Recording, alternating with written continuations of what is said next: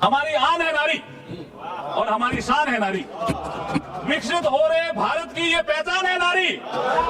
अमृतकाल का उत्सव है, शक्ति समान का उत्सव है, पूरा विश्व देखेगा आज नारी उत्थान का उत्सव।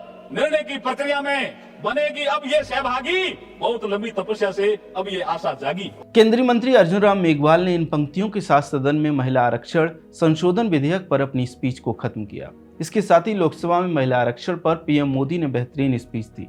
जब समाजवादी पार्टी के सांसद धर्मेंद्र यादव ने पीएम मोदी से कहा कि आप पिछड़े समाज से आते हैं, तब देखिए कि पीएम ने क्या जवाब दिया।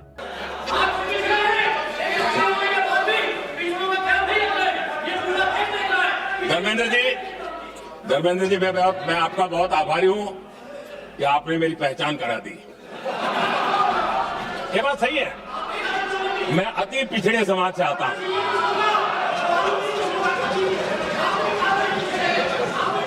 धर्मेंद्र जी मैं आपका बहुत आभारी हूं, और अखिलेश जी मेरे मित्र हैं तो कभी कभी मदद कर देते हैं।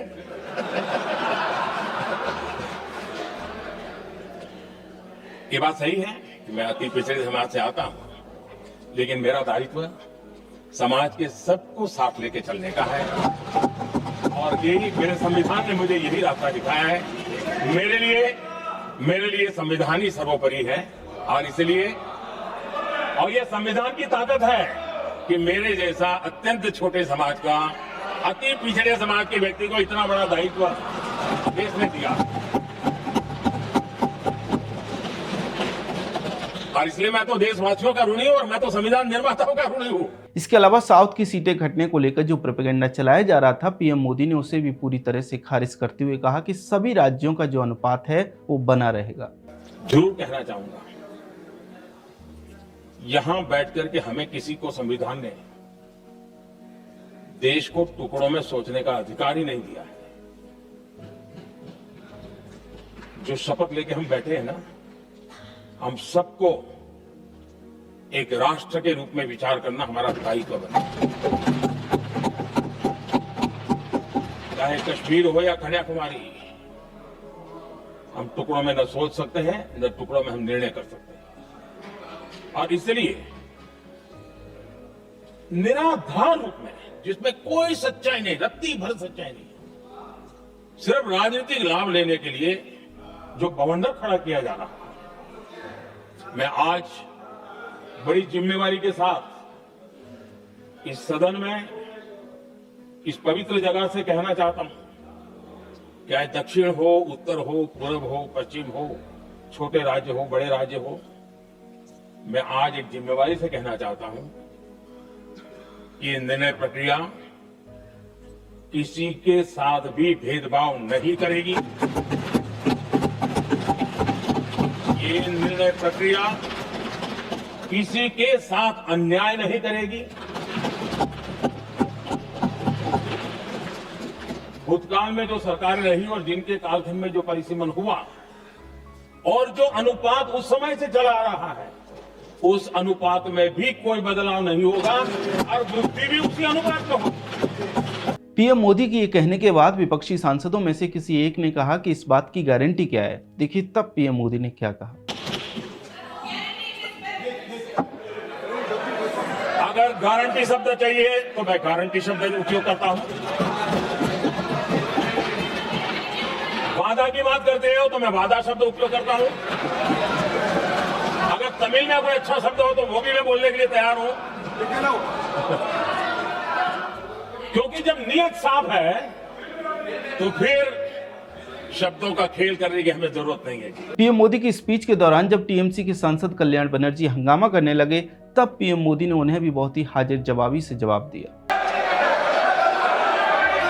अरे भाई, इनको बोलने दीजिए, वहां पर बेचारे को मुंह पे ताला लगा हुआ है, वो बंगाल में कोई बोलने नहीं देता उसको।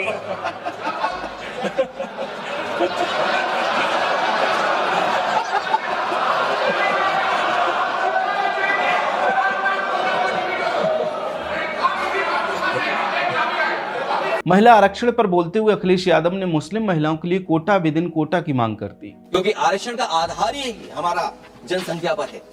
कहीं ऐसा तो नहीं कि आधी आबादी में ये मुस्लिम को भी ना गिनते हो, मुस्लिम महिलाओं को। मुस्लिम महिलाओं को आरक्षण के साथ साथ अखिलेश यादव ने जातिगत जनगणना का मुद्दा भी उठाया। गृह मंत्री अमित शाह ने उसका क्या जवाब दिया, देखिए। धर्मेंद्र यादव जी ने एकदम गैर संवैधानिक बात करी, मुस्लिम महिलाओं को आरक्षण की।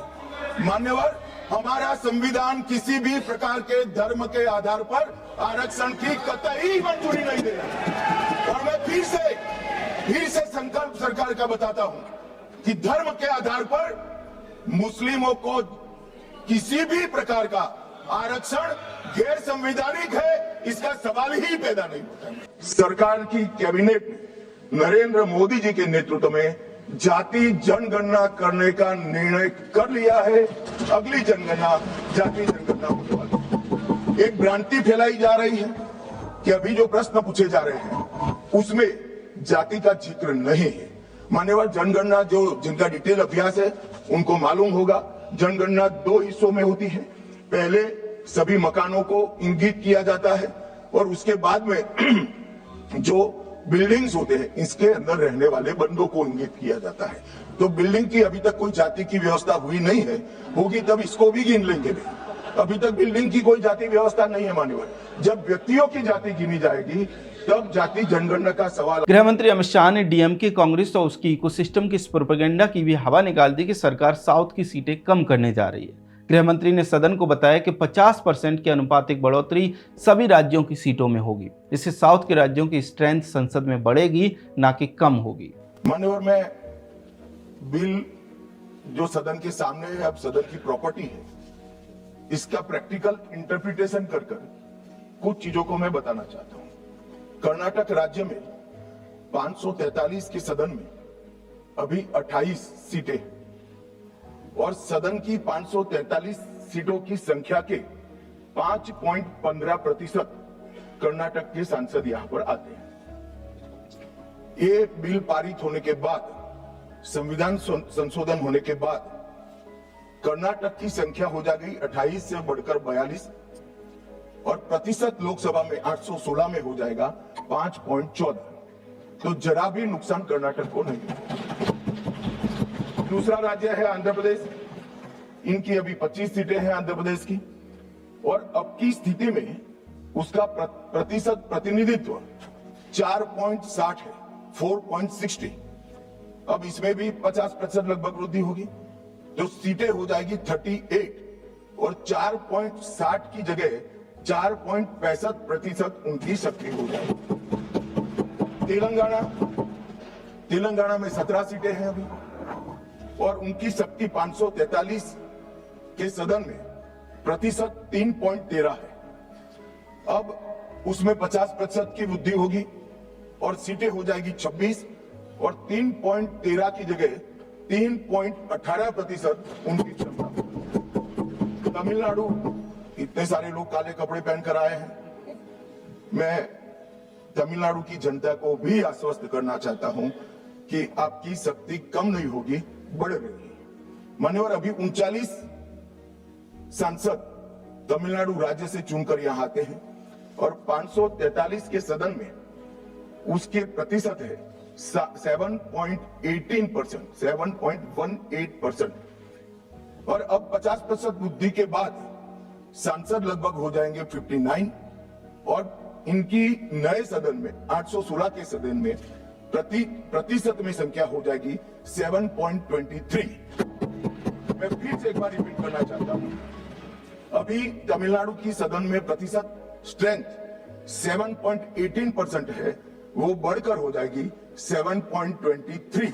तो तमिलनाडु को भी कोई नुकसान नहीं। केरला में 20 सांसद हैं, 3.68% इनका स्ट्रेंथ है, 20 की जगह 30 सांसद होंगे और 3.68 की जगह होगा 3.67। अब कुल मिलाकर दक्षिण का जो पूरा नैरेटिव बनाया जाता है उसको अगर हम सोचते हैं तो अभी 543 सीटों में जो आपके द्वारा बनाया गया है उसमें 129 सांसद इस सदन में बैठते हैं। मान्यवर, लगभग 23.76% दक्षिण के सांसदों का यहां शक्ति है। अब 50% वृद्धि होने के बाद 129 की जगह 195 सांसद बैठेंगे और उनकी शक्ति 23.97% मतलब 24% होगी, तो शक्ति बढ़ नहीं रही है, कम नहीं हो रही है, बढ़ रही है। तो कृपया कोई भी एक मिनट मेरा समाप्त तो होने दीजिए, समाप्त तो होने दीजिए। अरे पर समाप्त तो होने दीजिए। अरे पर बीच में कैसे करेंगे आप? मैं अभी बैठ जाइए, उसका भी जवाब देता हूं।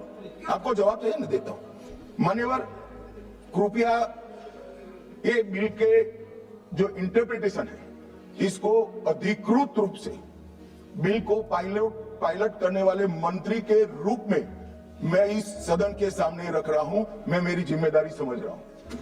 इसके अलावा कांग्रेस के गौरव गोगोई ने बोलते हुए कहा कि हमें शंका है कि सरकार महिला आरक्षण के पक्ष में नहीं है, जातिगत जनगणना के पक्ष में नहीं है। कि आज कहीं ना कहीं ये एक शंका है कि एक, आप महिला आरक्षण के पक्ष में नहीं हो। शंका दूसरा कि आप जाति जनगणना के पक्ष में नहीं हो। शंका तीसरा कि आप डिलिमिटेशन नागरिकों के हित में नहीं, डिलिमिटेशन खुद के हित में करते हो। ये भी तीसरा शंका है। गौरव गोगोई का जवाब बीजेपी सांसद तेजस्वी सूर्या ने दिया। उन्होंने बताया कि कैसे पहले जब सदन में महिला आरक्षण बिल पेश किया गया था, तब कई दलों के नेताओं ने उसकी कॉपी तक फाड़ दी थी।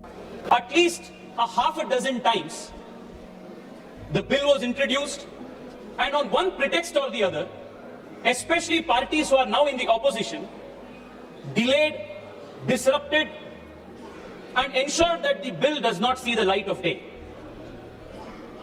We still remember when earlier the bill was introduced in the earlier government's tenure, leaders from Samajwadi Party and the RJD tore up the bill in this house and said this women reservation bill will pass only over my dead body. The country remembers this kind of emphatic opposition that they gave to the women reservation bill at that time. ये अटके रहा था, 30 साल के लिए अटके रहा था।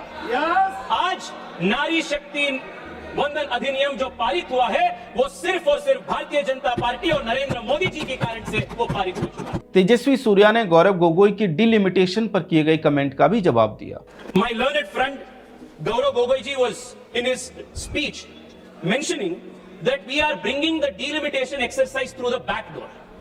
I want to very clearly make it clear to him that the delimitation exercise is not a backdoor exercise that the BJP is doing. This is a constitutional mandate of Article 81 and 82. We are only purely following what the Constitution asks us to do. इसके अलावा तेजस्वी सूर्या ने DMK और कांग्रेसी ecosystem के उस आरोप पर भी तीखा जवाब दिया जिसमें यह कहा जा रहा था कि सरकार साउथ के राज्यों की सीटें कम कर देगी। इस तरह देखें तो पहले दिन महिला आरक्षण बिल और डिलिमिटेशन पर संसद में जबरदस्त बहस होती दिखाई दी। खैर, महिला आरक्षण को लेकर आपका क्या कहना है, कमेंट सेक्शन में हमें जरूर बताएं। अगर आपको हमारा कंटेंट पसंद आता है तो हमारे चैनल को सब्सक्राइब कर लें। जय हिंद।